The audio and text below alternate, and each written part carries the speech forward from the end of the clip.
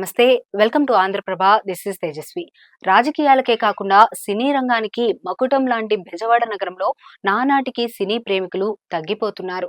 సినీ హీరోల అభిమానులతో నిత్యం కోలాహలంగా ఉండే థియేటర్లు, సినీ ప్రేక్షకులు లేక నగరంలోని థియేటర్లు బోసిపోతున్నాయి.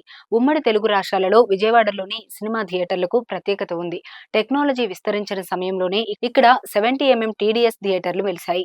ఇక్కడ థియేటర్లలో సినిమాలు చూడడానికి వందల కిలోమీటర్ల నుంచి అభిమానులు నగరానికి తరలివచ్చేవారు. సినీ ప్రేమికులు, అభిలాషకులకు అనుగుణంగా కాలక్రమేణా మల్టీ స్క్రీన్ థియేటర్లను కూడా విజయవాడ నగరంలో అందుబాటులోకి తీసుకువచ్చారు.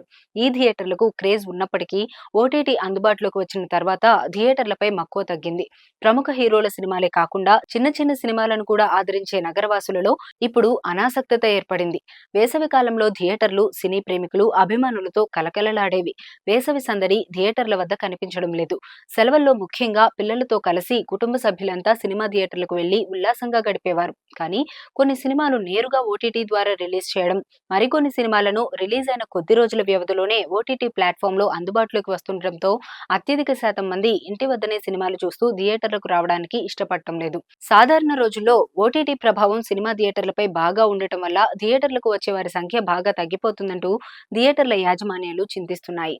ఈ ఏడాది రాష్ట్రంలో ఎన్నికలు రావడం థియేటర్ల యాజమాన్యాలకు మరో ఎదురుదెబ్బ తగిలినట్లయింది. ఎన్నికల ప్రచారం, పోలింగ్ ముగిసినప్పటికీ ఐపీఎల్ క్రికెట్ ప్రభావం కూడా థియేటర్లపై తీవ్రంగా పడింది.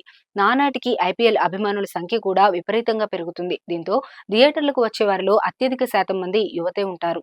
ఈ యువత కాస్త ఐపీఎల్ మ్యాచ్ల పైన దృష్టి పెట్టడంతో సినిమా థియేటర్లు ఖాళీగా దర్శనమిస్తున్నాయి. గాంధీనగర్లోని యువరాజ్ థియేటర్లకు ఒకప్పుడు ప్రేక్షకులు ఉదయం నుంచే పోటెత్తేవాళ్లు.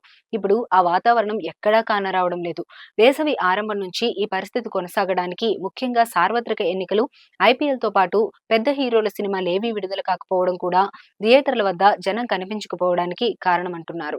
ఈ ఏడాది సంక్రాంతి పండుగ సమయంలో విడుదలైన పెద్ద సినిమాలలో గుంటూరు కారం చెప్పుకోదగ్గ హిట్ కొట్టకపోయినా కలెక్షన్ల పరంగా మెప్పించింది. డీజే టిల్లు స్క్వేర్, హనుమాన్ సినిమాలు ప్రేక్షకులను బాగా మెప్పించడంతో పాటు థియేటర్లకు ప్రేక్షకులను రప్పించేలా చేశాయి. నేటి వరకు చెప్పుకోదగ్గ సినిమా ఒక్కటి కూడా రాకపోవడం, వచ్చిన సినిమాలన్నీ బాక్సాఫీస్ వద్ద బోల్తా కొట్టడంతో ప్రేక్షకులు కూడా థియేటర్ల వైపుకు కన్నెత్తి కూడా చూడడం లేదని సినీ విశ్లేషకులు చెబుతున్నారు. ఇటీవల వచ్చిన చిన్న చిన్న సినిమాలు ప్రేక్షకుల ఆదరణకు నోచుకోకపోవడంతో థియేటర్లు ఖాళీగానే దర్శనమిస్తున్నాయి. సుమారు 4 నెలలుగా రాష్ట్రంలో ఇదే పరిస్థితి కొనసాగుతుంది. యాజమాన్యాలు మాత్రం చేసేది లేక థియేటర్లలో పనిచేస్తున్న సిబ్బంది కోసం థియేటర్లను నడుపుతున్నారు. కొందరు పాత సినిమాలే మళ్లీ ప్రదర్శించడం ద్వారా ఆర్థికంగా నష్టపోవడం మినహా ప్రయోజనం లేదని వెనకడుగు వేస్తున్నారు. టికెట్ ధరలతో బెంబేలు. థియేటర్లలో టికెట్ ధరలు సగటు ప్రేక్షకుడికి భారంగా మారిపోయాయి. గతంలో ఒక్కో థియేటర్లో కనీసం 4-5 క్లాసులు ఉండేవి. తక్కువ ధరకు టికెట్ లభిస్తుండటంతో సామాన్య ప్రేక్షకుల ఆదరణ లభించేది. కానీ ప్రస్తుతం అధిక శాతం థియేటర్లలో 2 క్లాసులకే పరిమితమవుతోంది.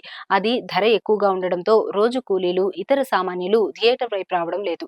గతంలో మాదిరిగా ఎక్కువ క్లాసులు అందుబాటులోకి వస్తే ఏడాది పొడవునా థియేటర్లు కలకలలాడుతాయని అంచనా వేస్తున్నారు.